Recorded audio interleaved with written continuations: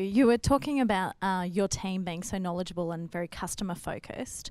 What kind of training do you do for them to both, I guess, train them in security protocols as well as customer service? Well, I was very lucky. I inherited a team that essentially was the remaining component of a very large in-house security team. And so by virtue of the fact that they'd been on the floor for 27 years in some cases, they had just been around and absorbed all this knowledge. They hadn't realised that they had absorbed all of that knowledge. So it was bringing in a specialist provider that wasn't necessarily training them, but was engaging them to realise in themselves that they had skills that they just weren't using before. And then what we did, as opposing to making those remaining 14 positions redundant, we recognised the skill that they had and we re-rolled them to senior officers. And then what we had them do is become trainers themselves. And they started to train the contracted component that we brought in to ensure that we didn't have a huge turnaround, security being a transient type industry in itself at that level. We did our best with the provider to ensure that we got them full-time employment at our site, locked in by a contract.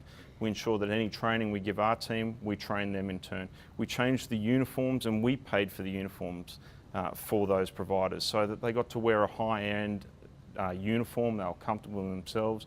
We ensured that they get access to staff discounts. We've done what we can to ensure that we get the same people back day after day. And we're talking 21 to 25 security officers on the floor per day out of 87 that are trained.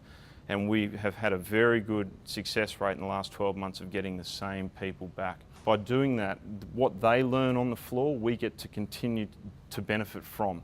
And then using those 14 existing people to tie their experience in with their own, we've been able to enhance our customer service.